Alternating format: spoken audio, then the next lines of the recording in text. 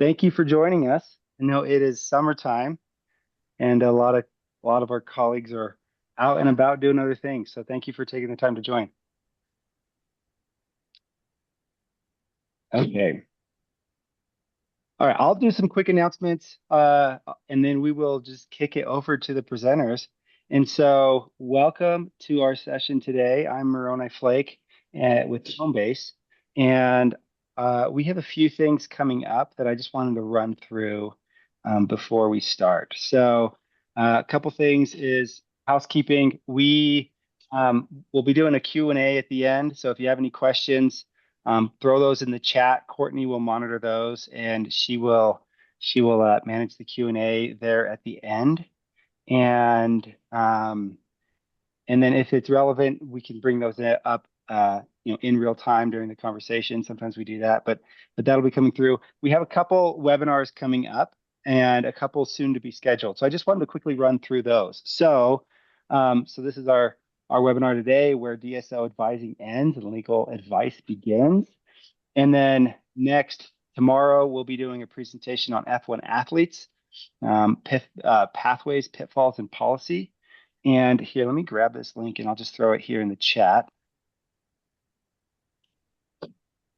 And then on Thursday, we'll be doing our monthly water cooler conversation. So every month, the Homebase team hosts a water cooler conversation on various topics. This one will be on collecting visa information about different statuses, where your incoming class is at in their progress to coming to campus, and then pre-arrival and orientation modules. And so Texas A&M, the team at Texas A&M and at Rice University will present how they manage that process, and we'll also run through. These are typically built for universities already using Homebase, but anybody's welcome. We'll also run through feature updates and a bunch of things that we're working on within Homebase, including our Visa Hub and our DS160 tools. And so that all will be later this week. We have quite a busy week, and we expect to have an even busier week next week, or whenever all the DS changes come out. And so wanted to highlight a few things that we will be providing when that happens. So we'll have a series of webinars. So there'll be one webinar by immigration attorneys on the I-539. There'll be a webinar by a combination of DSOs and immigration attorneys on what staff and students need to know, kind of an impact view of things. And so there'll be a series of webinars there. And then as far as resources within Homebase that we'll be providing, we're really focused on ramping up for this. This has consumed Courtney's life for a while here. But resources that we will provide through Homebase are what students or scholars need to know, a module highlighting that universities can use as a template. So you could take it off the shelf, you could edit it, but it should get you most of the way there as far as providing information to your audiences. We will have an institutional impact analysis that institutions could use, or that international offices can use with leadership. And we will have an I-539 module that can be provided to students and scholars. So those are a few of the things that we are working on. Those will be available within Homebase. We do ask that you don't copy those out of Homebase, but you can use it if you're not currently subscribed to Homebase. Then you can use that to get ideas of what you would provide. But institutions using Homebase, you'll have full access to everything in there. And so expect that as soon as we hear the final ruling, that we will be sending out resources within the following days and weeks, and we're gonna work through that together. So we're trying to facilitate a great place to connect around all of that. And so with that quick introduction, I will then pass it over. David, were you presenting? I think you were presenting previously. Yes, let me share my slides here. Right. Okay. Right. All right, let's see. The moment of truth. All right, I think it worked. So here we go. All right, so before we get started, obviously, you know what we're here to discuss today, where DSO advising ends and legal advice begins. So that's always been a difficult dividing line. Hopefully, we'll be able to walk through that line with certain examples, and then we're going to save plenty of time to answer whatever questions you might have within the time allotted. But before we do that, I think it's always useful for us to introduce ourselves. And my I can't, for some reason, advance to the next slide. Not sure why. Hold on a second. Oh my gosh. Okay, there we go. I guess I just need to be patient. All right, so I'm David Gluckman. I'm an immigration attorney and a director at the McCandlish-Holton Immigration Practice Group. We're based in Richmond, Virginia. And I represent students and universities as they navigate the immigration labyrinth here in the United States. And we have Jonathan here. He's going to introduce himself as well. Thanks, David. Yeah, I'm Jonathan Moore. I'm also at McCandlish-Holton, a director in the immigration practice group. I work with schools all over the country as well as students on some of these issues. And then we've got Casey. And I'm Casey Reyes. I am PDSO and RO for Old Dominion University, the Director of International Student and Scholar Service Office. And I'm at Old Dominion University in Norfolk, Virginia, which will be hosting the Region 8 last regional before we move to hubs. So you should come even if you're not in Region 8. All right, thanks. So, yeah, definitely. And we're going to be there as well. So it's going to be a real party time. So circle that on your calendar. So what are we all doing here? And why are we having this conversation now? Well, unless you've been hiding under a rock, the last year and a half has been, let's say, kind of a whirlwind. Okay, we've had lots of sudden and pretty urgent and big changes to immigration law that have upended a lot of bedrock institutions, bedrock principles, and have really thrown a lot of people into disarray. So really, the issue has become that students have needed more complex advice to deal with ever more complex situations. So what are some of the ones, just as examples? SEVIS terminations. Remember that fun time last spring where all of a sudden thousands of SEVIS records were terminated overnight without any reason. And the students were like, well, what does that mean? What can I do? Should I travel? Should I file for reinstatement? Should I join litigation? Lots of different questions that came up. Maybe some you could answer, some you could not. Go through some of that. Duration of status. I mean, Mauro and I already talked about that. I know we're all waiting on pins and needles for this final rule to clear, to finally be published. It cleared OMB review last week, which suggests that it's going to be dropping imminently. But that's going to introduce a whole host of different concepts that students are going to need advice on. The concept of unlawful presence. That's something that we remember from Trump 1.0 with probably a lot of disdain, but that's a concept we haven't really had to deal with very much in the international students and scholars community. All of a sudden, it's going to be an issue when they start having fixed I-94 periods. The ability to matriculate vertically, to go reverse matriculation, just dealing with the filing of I-539s anytime you want to progress to a new degree program. So that's going to involve a host of new scenarios that students are going to need advice on. Vetting in 221G. So in the past, you know, when a student was applying for a visa, it was just a matter of giving them the paperwork and just giving them some basic information about the process. Now they've got all kinds of questions about social media presence, administrative processing. How long is it going to take? What do I do to expedite things? Should I delete my Facebook account? All kinds of things which also call for the potential provision of legal advice. OPT and STEM OPT, that's been within the crosshairs of this particular administration. They have all these catchy names for their different raids, like Operation Twin Shield from last fall, where they went to the Twin Cities, and they started investigating a lot of STEM OPT employers, and that's just really implicated a lot of questions as well. What is a legitimate STEM OPT opportunity? What are the risks from a student's perspective of engaging in unauthorized OPT? And also exceeding the unemployment limit. So lots of different questions on that.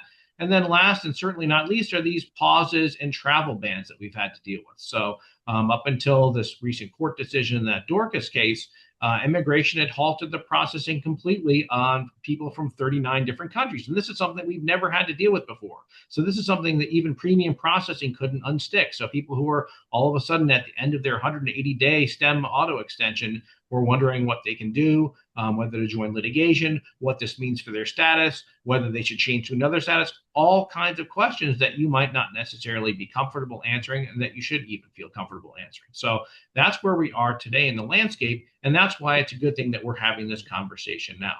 So I'll turn it over to Jonathan to deal with the core question that we're really going to be sort of hashing out during our conversation today. Yeah, thanks, David. So, I don't want to be the bearer of bad news, but there's, we're operating in a lot of gray areas here, and we'll talk about some guidelines in terms of things to consider, areas of particular concern. But, if you're looking for like a magic bullet solution in terms of yay or nay, that's probably not going to exist in, at least at a global level. But let's show the next slide, David. In terms of what does a practice of law actually mean? Well, practice of law is regulated at the state level. So every state is going to have its own definitions. But there are definitely some common themes. I mean, I did some perusing before the presentation, and a lot of the states that I looked at, there was definitely some common themes that were more or less in alignment with the definitions that we have on the slide. I think the second one is the main one that we want to talk about, which is in the immigration regulations, this 8 CFR 1.2, how they define preparation in terms of constituting the practice of law. And that definition talks about, studying the facts of a case, the applicable laws, and then giving advice based on that, as well as potentially the preparation of papers. But it explicitly excludes certain things like, if you're just helping with complete a form, for example, that's something that is explicitly excluded from the definition. And I've seen that's a similar exclusion in a lot of different states as well. So I think that's a fairly safe to use as a guideline in terms of, at least for discussion purposes and trying to understand what are some of the general frameworks and guidance tools that apply. All right, Casey, what are some things that DSOs can probably do in almost every circumstance? So this is kind of above and beyond what we would consider our requirements as DSOs. But we're doing the issuing, updating, and signing of the Form I-20s and reporting in CBIS. So requirement. We're explaining SEVP rules, eligibility criteria, sometimes interpreting whether a student is eligible for something. General processes that are required for different things, like change of status, employment benefits, USCIS applications. We're doing the actual recommendations for OPT and STEM OPT, and part of the STEM OPT, which we'll get into later, is reviewing the Form I-983. And we can refer students to government resources. So a lot of what we do in giving students information is citing directly from the source. And so that ends up being a lot of study in the States, also NAFSA links. If there's something that is imminent or coming out, we put a lot of direct links into our emails. We're providing information about timelines, and a lot of times we do this in a way that doesn't give a very specific date. I do know that one lawsuit that we may all be aware of was a student who sued because they were outside of their OPT timeline, and it was because there was one day after they were eligible to file their OPT with the date that was given for the deadline for OPT. So we like to kind of give the straight answer. It's 60 days after your program end date versus a specific date. And then we also regularly refer students to a licensed immigration attorney, and we'll talk a little bit more about how we do that later. And then the helping fill out blank statements on printed DHS forms. So that's very much giving students what is the category code for the OPT, or what date they should put in for the start date or end date, et cetera. All right, Jonathan, now that we have that in mind, what might cross into providing legal advice? Yeah, so I mean, like I mentioned with the definition, I mean, I think once you get to the point of you're looking at particular fact patterns, saying recommending this is what you should do, this is what you shouldn't do, that's when we're getting more on the line in terms of legal advice, practicing law, and running into potential issues. I mean, I think ultimately, a lot of the people who are, DSOs working with international students, I mean, you're in the profession because you want to help people. So I think there's just this kind of innate desire to want to give people answers to questions or to help them. And really, it's, in a lot of cases, it's not a matter of like, they're wrong. I mean, in some cases, there's probably DSOs who have more knowledge and experience in a lot of these topics than, a lot of different attorneys. So it's not a question of they don't know the answer or they're giving the wrong answer per se, but it's a question of, is it something that really they should be giving an answer to based on, they're not a licensed attorney, and, something that maybe goes beyond that. So what are some examples of that?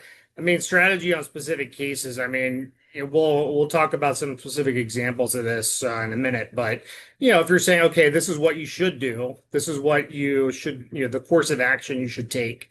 You have a couple options, and this is what I recommend. Then, that's probably getting a little too specific in terms of case recommendation, case strategy. Selecting particular options. So, you have a student who, they are finishing up their OPT, and you're like, oh yeah, you should just switch to an O1, or here you should definitely, they don't get selected in the lottery, and so you're telling them this is what they should do next. That's probably going too far as well. I've even seen instances where people have said, "Oh yeah, you should just do an O1, like you definitely qualify for that. It should be no problem." I mean, that's obviously going to be problematic. I mean, even when I'm giving people evaluations, I never guarantee an outcome or guarantee that they qualify. It's always more relative in terms of likelihood of success versus guaranteed given, especially in the current environment. Predicting outcomes, same deal. Like, oh yeah, you just do this. Oh yeah, you're in administrative processing. Oh yeah, I'm sure. Just book your plane ticket for next week. I'm sure it'll be cleared up by then. Yeah, I wish, right? Responding to RFEs. I mean, this has definitely cropped up more recently. Since we started to see these discretionary factors come into play, where students even applying for OPT, they're wanting them to prove that they merit a favorable exercise of discretion, and that's going to be pretty fact specific and really probably beyond the scope of what a lot of offices either have the capacity to handle or are comfortable handling in terms of helping students, prepare those responses. And I guess I should also mention too, when we're talking about responding to RFEs, there's definitely a distinction between, someone who is a DSO and maybe someone who's in an ISSS office where their office maybe prepares these kinds of filings. In that situation, it's less of a concern because, just like someone on the street could go represent themselves in court, someone who is an employee or an agent of the institution is, eligible to file their own, file things on behalf of the institution. So, when we're talking about RFEs, we're thinking more in the student context where a student gets a complicated RFE or a very specific RFE, or things that are more, implicate their status, implicate, maybe their long-term ability to stay here. That's the type of RFEs that we're talking about in terms of crossing beyond sort of the scope of the DSO's responsibility. Any kind of criminal immigration analysis. I mean, I think a lot of people are probably pretty familiar with that distinction. Well, I got a DUI, but I got it dismissed. Is that going to affect me in the future? And then also, other kind of alternatives like marriage or family related workarounds like, oh, should I do OPT or should I change to H4 and get an EAD through my spouse? Any of those kinds of things in terms of what their best option is, what you recommend, any of those kinds of things would be coming into play on that. All right, thanks. So why does this line matter? Well, there are lots of different stakeholders involved. So if you cross into unauthorized practice of law, then how can that potentially affect the student? Well, obviously, if they get the wrong advice, the consequences could be catastrophic. So if they file something they're not eligible for, they don't do it properly, they can get denied. They can accrue unlawful presence, and that can in turn lead to 3 and 10-year bars. So if they leave the country, they can't come back for up to 10 years. And God forbid, they can even be placed in removal proceedings, which is a stressful experience that we don't wish on even our worst enemy. For the DSO, obviously, if you end up violating this and providing unauthorized practice of law, then you could potentially be liable under state unauthorized practice of law statute. So it does vary state by state, like Jonathan mentioned, but the general theme is that you can't be really exercising your judgment on behalf of somebody else and strategizing on behalf of somebody else without venturing into the practice of law. And obviously, if they rely on that and it ends up being wrong, then SEBP could get involved. You can lose your job. The institution then in the next corner, they could potentially be civilly exposed. So I've seen cases where students have tried to sue schools for potentially incorrect advice they were given, and that's not a situation that anybody wants to find themselves in from an institutional perspective, especially since if it's a big mistake or if it's something that's endemic to the institution, it can risk the certification and the ultimate ability to continue being able to bring in international students. So that's bad. And then the written record. I mean, this is something that's really important. Is if you're going to be writing something down and giving something to a student in writing, it's got to have clear language and clear handoffs. If there's ambiguity, if you end up crossing that line into unauthorized practice of law and it's in writing, then that can certainly harm the institution and harm you personally, in addition to having the student rely on something that was ultimately incorrect. So it's really, really important to understand this and try to nail it down to the extent we possibly can, understanding there are a lot of gray areas. So with that being said, let's get into some fun stuff, some hypotheticals to sort of flesh this out a little bit more with respect to situations that may come across your office on a daily basis. So I'll introduce the first one. This is the dismissed DUI. This is very similar to what Jonathan was discussing. We have a student who's an F1 senior, and she was arrested over the summer for the DUI. The charge was dismissed, but then she just got an email from the university saying that her CBIS record was terminated. And then she comes into your office and says, well, what should I do now? Should I file for reinstatement, or should I go home and re-enter on a new I-20? And do I really need a lawyer for this? Lawyers are really expensive, and a lot of times they're hard to get a hold of. Surely this is something we can deal with in your office, can't we? So what do you think, Casey? What parts of her question can you answer, and which do you think venture into needing an attorney? So, and pretty much what I would do is kind of a question and getting additional information. But anything that is involved with criminal, I'm going to refer them to an attorney.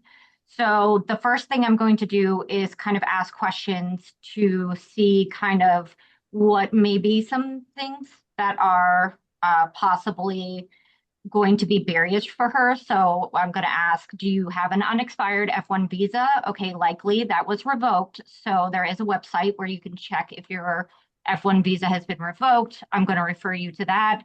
I will send you a follow-up email. If you would like to choose an attorney, this is where we give all of the handoff. And then what will I generally offer is, if you would like to copy me or our office on any emails to an attorney, and they would like to get information specifically from us, and you're okay with that, then we can kind of help you with the language that needs to be used. But I'm going to get her to first think about all the possibilities, put that into something that translates and gives very specific information for the attorney, and then give her our kind of referral list for this needs to be, you need an attorney for this, here's how you can find one, and what you should tell them when you're emailing. Okay. Now, can you just neutrally just say, like, here are the options? What is reinstatement? What does it mean to travel and visa process? Sure. I mean, I will give the general information. Reinstatement does reset your F1. So if this is your last semester and you're planning on applying for OPT, that may visa processing. Right. So I do a lot of the in general, and this may cause an issue.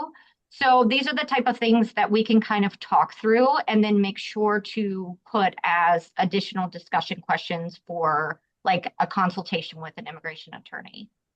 Yeah, and you actually brought up a really interesting and important point is that a lot of times students don't understand terminology. So when they communicate with an immigration attorney, sometimes they leave things out and they oftentimes get confused between the concept of visa and status and all that.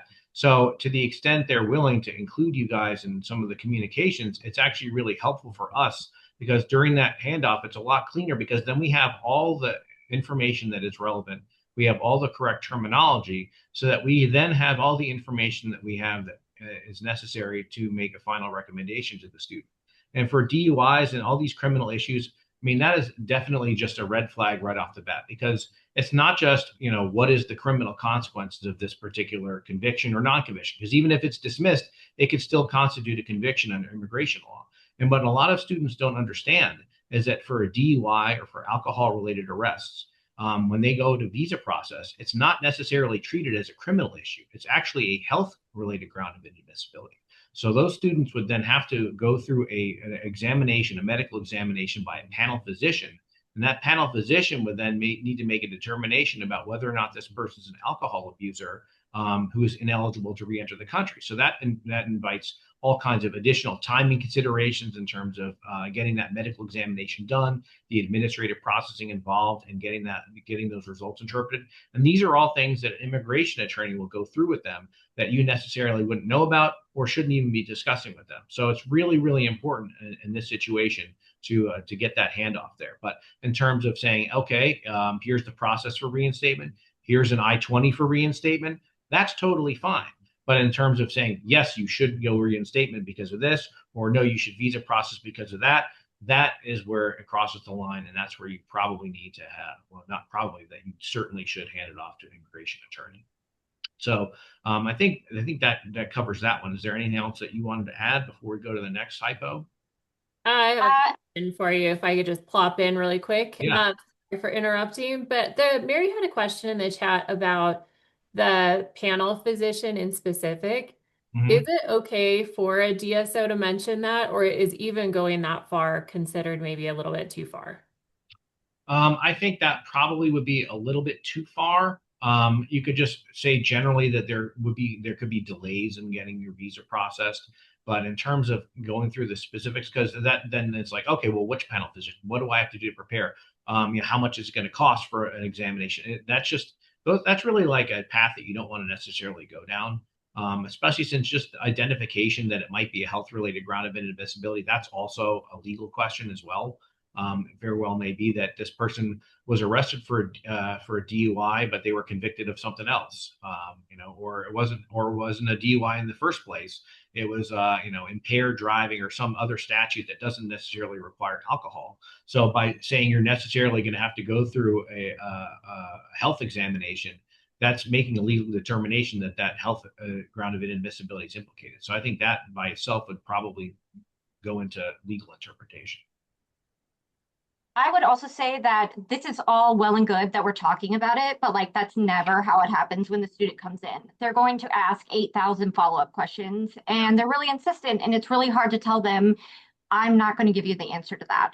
So what I try to do is frame it as, I am not going to be able to give you all of the pieces of this and ensure for you that this does not come back to haunt you at a later time when you're like achieving your dream goals.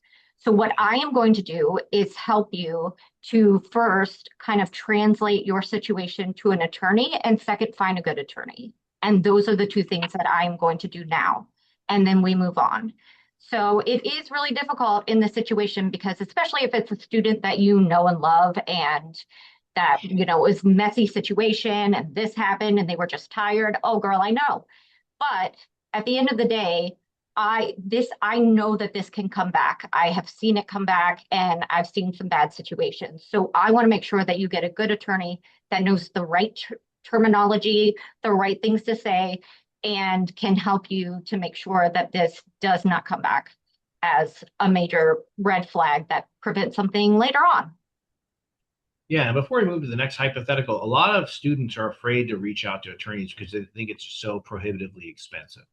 But, I'll just mention that for Jonathan and I, for example, a lot of the times students will ask us questions that we've already answered like tens of thousands of times. And it takes us 2 minutes to answer. And we don't charge for that stuff. So if it's a matter of just getting some advice, just for the peace of mind, even if there is a charge, it's usually pretty nominal, pretty manageable. And that's something that should not preclude them from reaching out to get the right help. Because if they make the wrong decision early on, it's going to cost a hell of a lot more to fix it down the road than to be proactive at the beginning and get some low cost advice to make sure that they make the decision that's right for them to keep them on that pathway. All right, so let's get into the second job. I'll have Jonathan and Casey talk about this one, but this is one that is of particular relevance just because of that SEVP bulletin and all the different sting operations that DHS has been conducting through metropolitan areas of the United States. So, this is one where, this guy comes into your office, he's applying for STEM OPT, and he wants that recommendation so he can get his I-20, and he brings you an I-983 from a small consulting firm that has no website, lists a residential address. It's mostly blank, and he says, "Oh, well, this recruiter is going to just cover the gap later on paper. Don't worry about it. This definitely qualifies." So in that situation, when they come into your office and they expect a sign off, how would you handle that situation, Courtney? Casey, and how would your interaction go initially?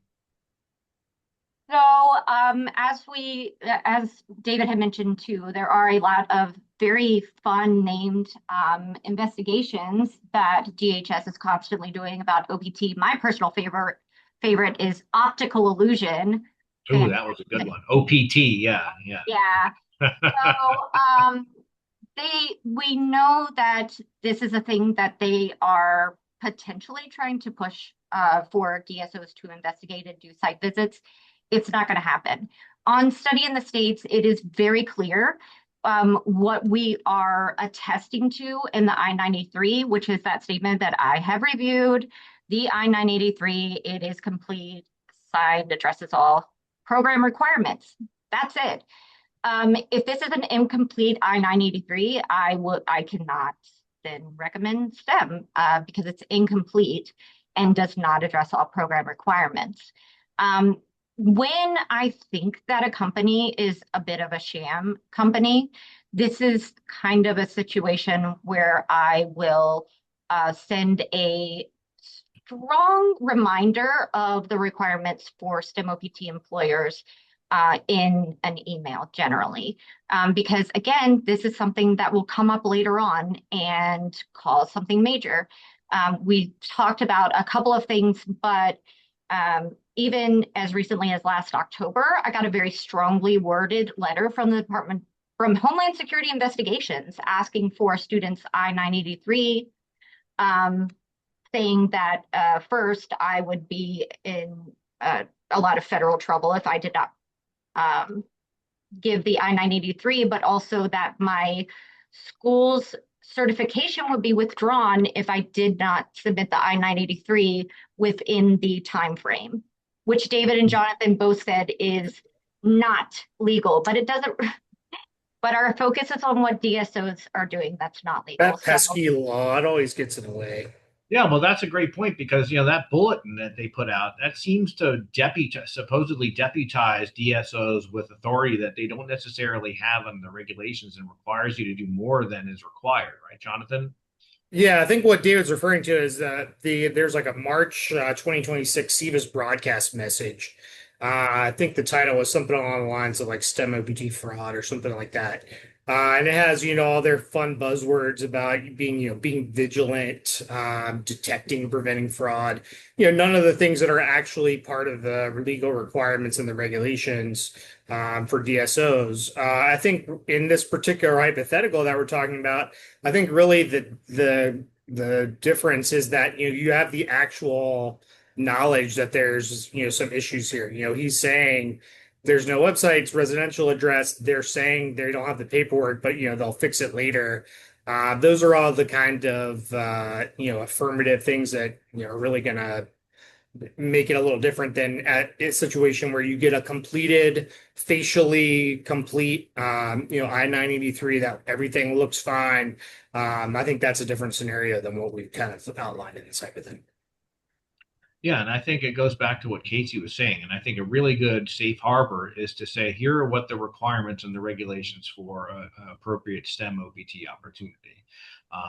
Without opining whether or not this is one. I mean, obviously, if it's not a complete form, you can't recommend. But even in this case where Jonathan mentioned, where it is actually complete, you can remind them what the requirements are. You can recommend a STEM OPT and also refer them, say, if you have any questions about these requirements or this particular job opportunity, and whether it qualifies for STEM, then that would be an opportunity to hand it off to an attorney for additional discussion, because it's not your job to fix the form, and it's not within your authority to do that. It's also not your job to police fraud. So if you went out and overstepped your skis and said, "Yeah, this is a fraudulent opportunity," that's not something that you can do or that you should do. You should just recap what the law is, and if there are questions on that, then a clean referral out to an attorney would be the best solution to resolve any of these issues. Now, all right, so let's talk about the third hypothetical. This is one that comes up on a daily basis, I'm sure. Travel versus change of status. So this person's here on B2. So obviously on B2, you're a visitor. You can't enroll in a course of study. And they're thinking, oh, they just got admitted to a graduate program that starts in the fall. And there's obviously that choice between filing for a change of status here in the United States, which has its pros and cons, or going home and applying for an F1 visa at the consulate, which also has its separate procedure pros and cons. And this person obviously has been lurking on a lot of forums, and she's heard that adjudications are slow in the U.S., but now is also concerned with the social media vetting, 221G administrative processing, all that stuff, and it's worried that if she departs the United States, she won't be able to enter in time for her studies to begin. So Casey, which parts of her question about the procedures and what she should do are general process information that you can share, and which do you think go beyond that and would require an attorney? So this is, again, a type of situation where I would ask quite a few follow-up questions. What is your country of citizenship and country of birth? What semester do you have? Well, she has fall semester admission. Do you have employment with that? Could you defer, etc.?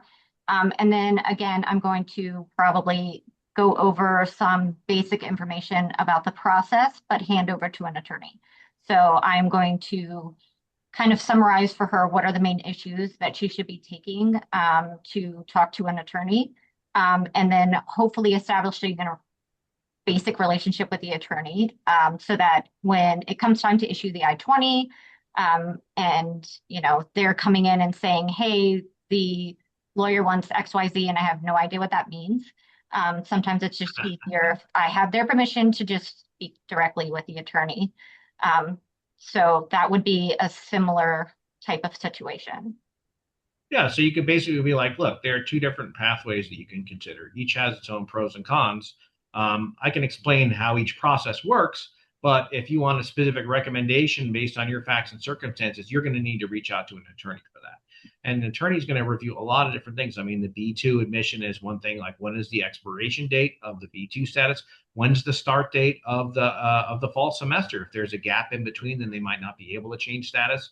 If they do change status and they want a visa process later on, there's a possibility that they will not be able to do that because the B2 to F1 change of status in the U.S. is viewed very negatively by consular staff when the person goes abroad and tries to process another visa. So there are just myriad factors to consider, and all of those require consideration of the person's specific facts and circumstances to render a strategic piece of advice, which is the practice of law. So sure, you can definitely talk about the different processes, but in terms of recommending one over the other, that requires a consideration of a lot of different factors. That is something that is within an attorney's purview.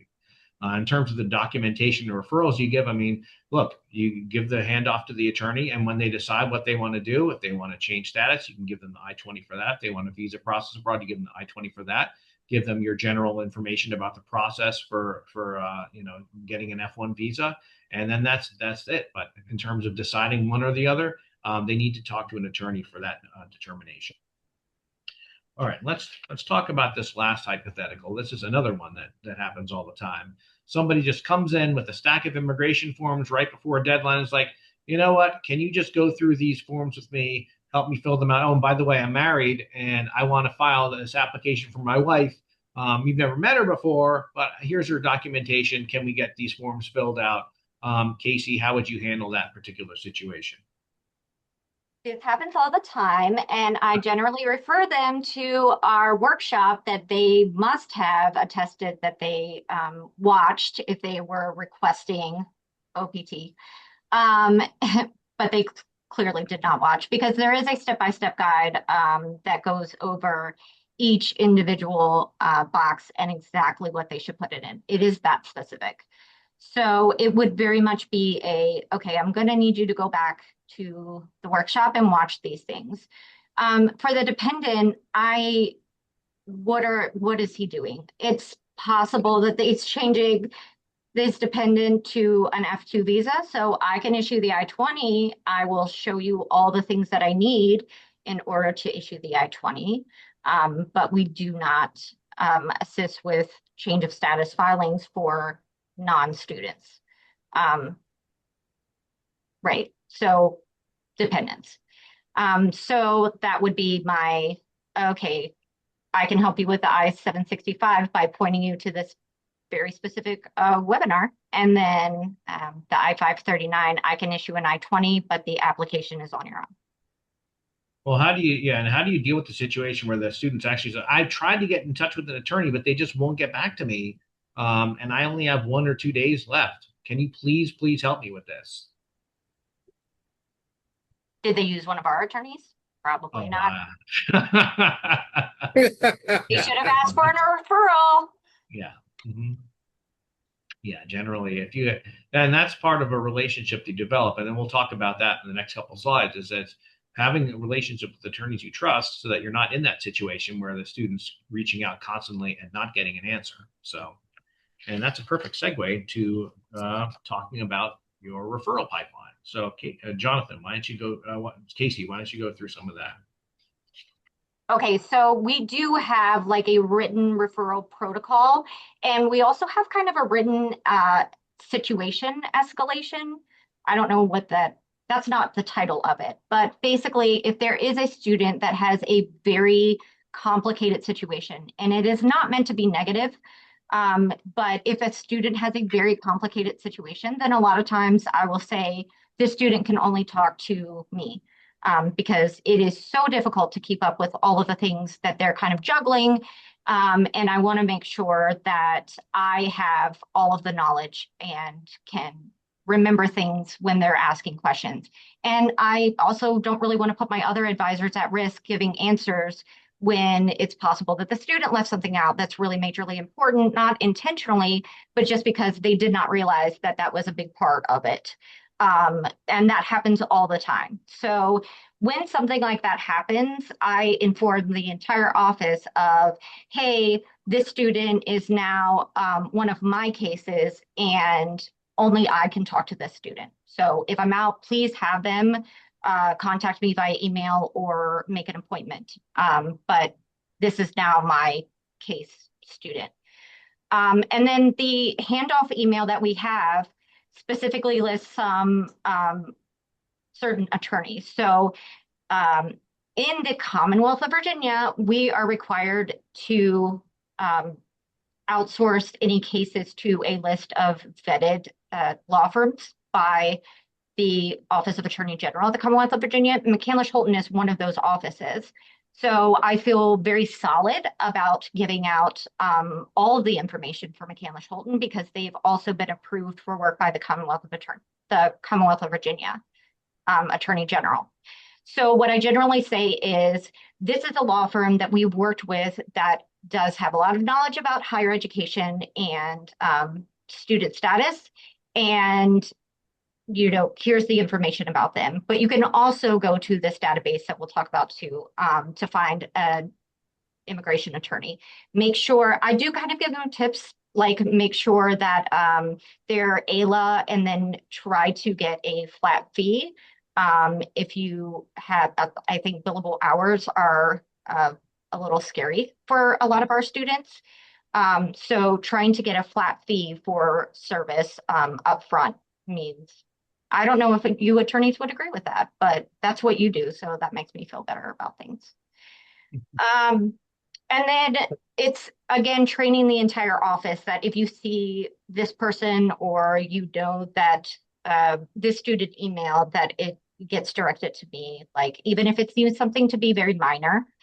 I document every conversation. So this doesn't have to be as much work as it used to be because Zoom summaries have gotten really good at saying who said what.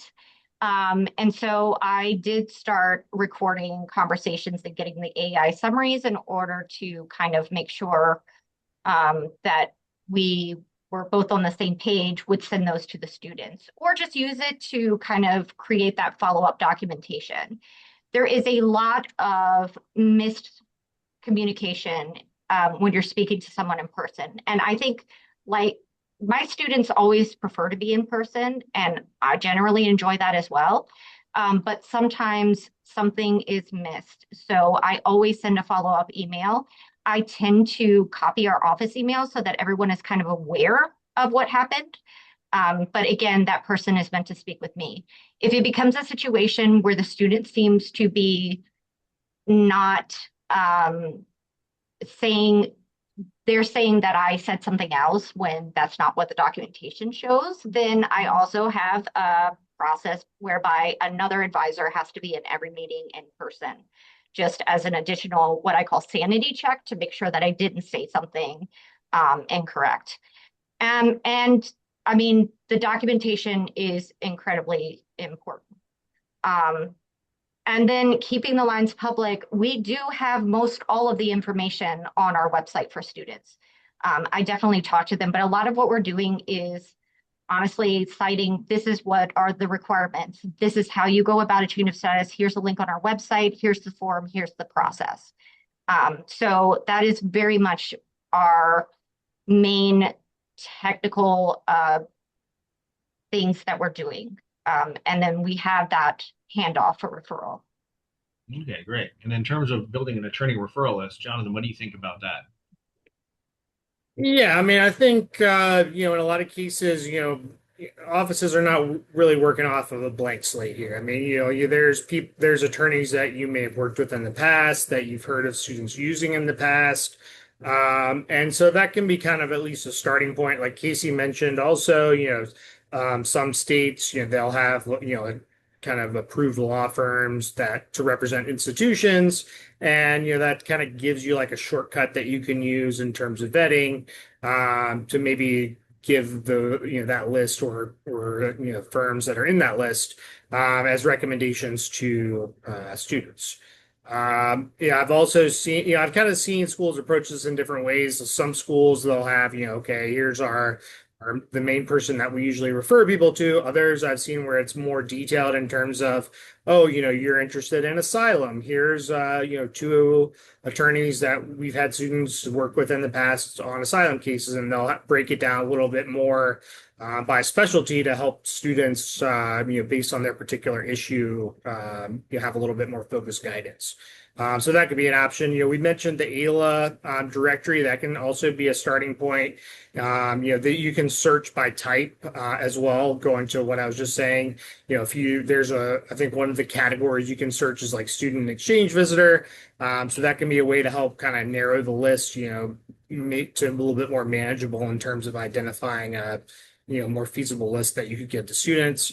And there's all sorts of other resources, state and local bar associations. I know some states also will have particular like certifications or specializations. Like I think Texas, California, I think they have like immigration, certifications that attorneys can get, or specializations. That could be another way to do that. But also, word of mouth. I mean, I think, people say, hey, who have you worked with in the past? Whether that's, just to their peers that they talk to, various DSO events, or, people that they used to work with, who've gone to other schools, any of that kind of word of mouth in terms of what, who people worked with, who they actually rely on, in terms of that. Now, in terms of the essentials, like David said, I mean, obviously name, firm, contact information. If it's a situation where might be a language barrier, that could be another, something else that might be worth noting. Fee structure, like Casey said, I mean, I think for a lot of students having like a more definite way to budget in terms of cost is helpful in a lot of instances. And I think that's definitely probably the main things that you're going to look at on those particular types of referral lists. I mean, Casey, do you have any other points on that? I mean, the only thing I can say is a lot of times we do get students who hire attorneys based on word of mouth of other students, and we've had some really bad situations with scams. So we try to be very proactive on this of saying, please make sure that these are the things that you're looking for in a law firm. But a lot of times, the students that get caught up in scams are, they don't come to us until it's really bad. And that has been very unfortunate for us. Yeah, and a huge issue is responsiveness. That's why we put student friendliness. I mean, an attorney could be awesome, but if they never respond and the student just keeps waiting and the deadline's approaching, that's not going to help. So, to the extent you can solicit feedback from students that have had particular interactions with attorneys, then you can incorporate that into your feedback and whether or not to include somebody or maybe exclude them from the particular list. But I definitely want to get to some questions. So we'll just go with the 5 main takeaways here. So the first thing, we went through this. I mean, practicing immigration law really does boil down to providing case-specific advice. So if you're taking into account somebody's circumstances and then making a recommendation based on that, that's practicing law. Now, you can provide information about what the law is, and you can provide neutral information about processes. That's perfectly fine. But saying what's appropriate for a particular set of facts, that's probably crossing the line there. And that's also about documenting things. Get everything written down. You want to have a paper trail. So put down what you said, what you didn't say, and where you referred. Build a referral pipeline like we were talking about, because again, you don't have to feel like you have to do everything. I know that the stresses are bigger than they've ever been before, but at the same time, you don't have to be Superman or Wonder Woman. You have to know when the line is and make sure that when you're about to cross it, you know that that's when it's time to refer out.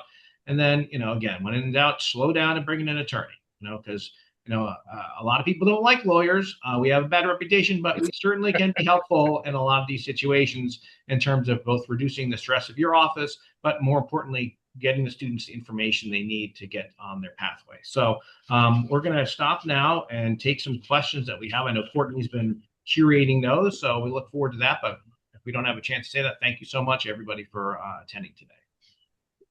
Great. Thank you. Great information. I actually had some that I want to segue to your lawyer list, and also say we host quite a few webinars. And so all of the attorneys that we work with on our webinars are fantastic resources. I've worked with both Jonathan and David. They're both fabulous. So I would say anyone that when you're looking at attorneys, consider those that we work with on our webinars when you're looking at that. There was a specific question about it. One was, does an immigration attorney have to be in your own state? Which I think is a great question to think about when you're making that list. Yeah, that's a great question. Well, immigration is what's called a federal practice, which means the immigration laws are the same in Virginia as they are in Connecticut, Arizona, and Guam. Okay, so it doesn't matter where that particular attorney is located. So they don't need to necessarily be located in your state. And in fact, most of the people that Jonathan and I work with are not located anywhere close to where we live. Okay, most of the practice of law nowadays is over Zoom and over email. So the need to actually meet in person with somebody is very, very limited. I don't think I've actually had somebody come into my office to meet with me for the last 10 years, which is kind of crazy to think about. But there are some other areas where they do need to have somebody that's local. So if somebody's in removal proceedings, that's going to be located in the court which is closest to where you are located. So you will need to have somebody there. If it's a more sensitive situation, like an asylum case, that's probably a case where you're going to want to have somebody local.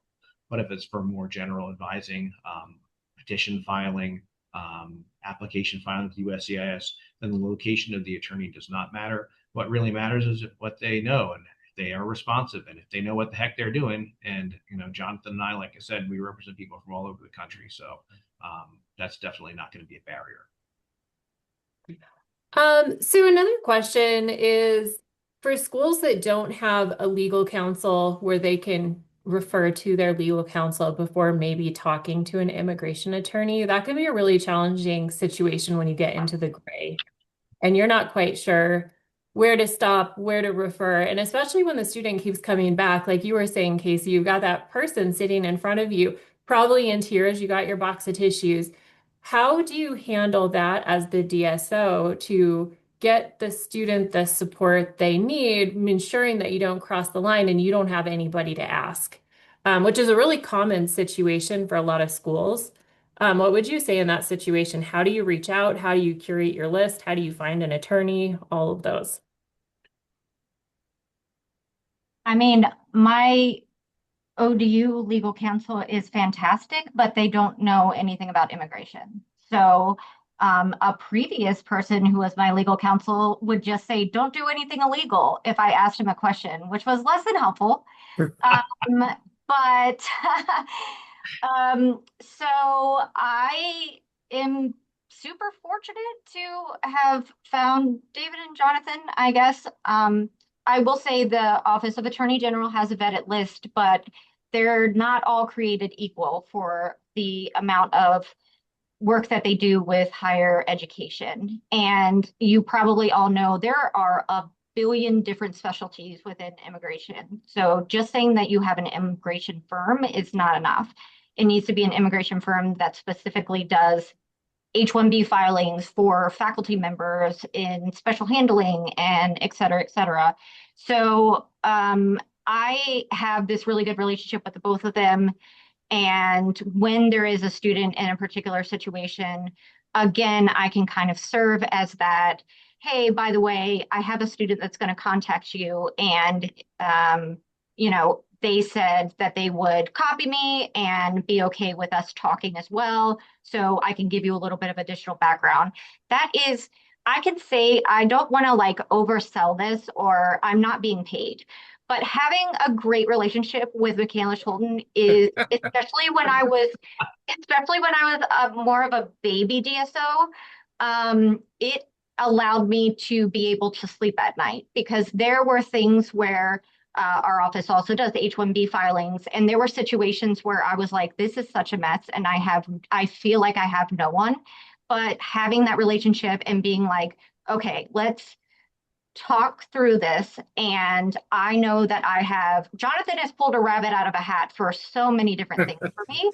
And again, I'm not getting paid, but it's such a great relationship to have. And I know like we're framing this as, when are you a DSO and when are you practicing law? But it's kind of a spectrum. Everything is. It's not a dichotomy. And if we can have a good relationship together, then that is not like a pain point for me transitioning and handing off.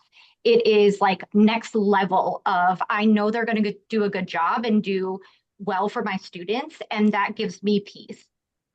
So I really cannot overstate how great it is to have a very strong relationship with attorneys that you know are going to do well for your students. Awesome. Okay, so another question. I know we're down. Are you guys good for a few more questions? Yeah, go. Yep. Absolutely. Okay, cool. So I think this is a great one. Giving consistent information is super important. And as a DSO, we always do our best to do that. At Homebase, that's one of the things we try to do is help schools give consistent information. But despite all of that, it's possible you can have issues along the way. People come in, they ask you a quick question, you didn't document it as well as you should, everyone's busy. What do you guys think about carrying personal liability insurance, and should DSOs consider having it? Where do you look for it? How much does it cost? All those.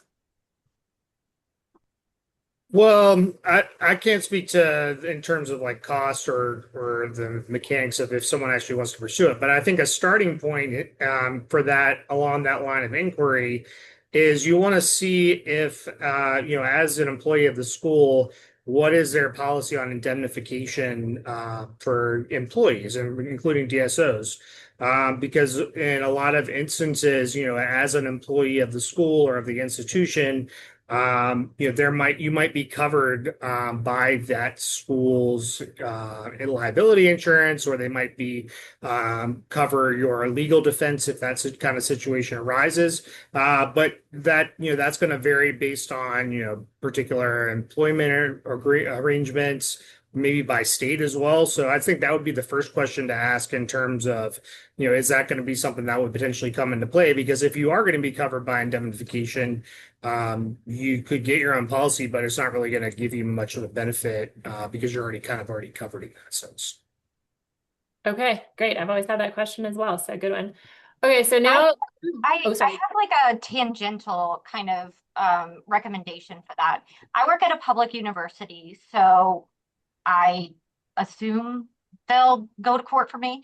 But mostly what I really, really try very hard to do is if I know a situation is going sideways or it's going to go up the line to my legal counsel or my supervisor or the president's office, I am informing the people in my leadership line and or legal counsel to let them know this is a situation. Here's a blurb about it. Happy to answer more questions because I never want them to be blindsided by something. That does not mean anything for the purposes of, whether or not I'm getting sued, but having that relationship where they are never receiving a call and thinking, how did this happen? How did it get this bad? And I didn't know anything about it. I think it's super important as somebody in higher education that's dealing with something that no one else knows about. Just making sure that they know at least the basics and they're never getting a call that catches them completely unaware. Yeah, that is a great point. Beyond the legal ramifications, the letting your supervisor and leadership know when something big is coming down the pipeline is huge and super important. Okay, the last question. I know there were a lot of other really good questions in the chat, so I apologize I didn't get to all of them. David promised a 20-minute presentation, but here we are. So, Those attorneys, they're always lying. Yeah. I'm also a So with the I-765, we've all been doing this for a long time. But with duration of status coming up, the I-539 is something that will likely have to be filled out over and over again. How much assistance, what do you recommend logistically, practically speaking, when you're helping a student with the I-539? How much assistance are you giving them? Well, remember that definition of legal practice means that you can fill in the blank spaces on the forms. All right. So you can do that. But in terms of the supporting documentation, I don't think that you can really do anything more than just referring them to the form instructions, because that goes back to what Casey was saying, is you can refer them to government resources. But if you are, let's say, including some things in the filing that are either harmful or have expired or anything like that, then that's definitely not something that you necessarily want to take on your shoulders. It's far different from the OPT, which is very regimented. It's just, one or two things. The I-539 is really applying for an extension or a change of somebody's status.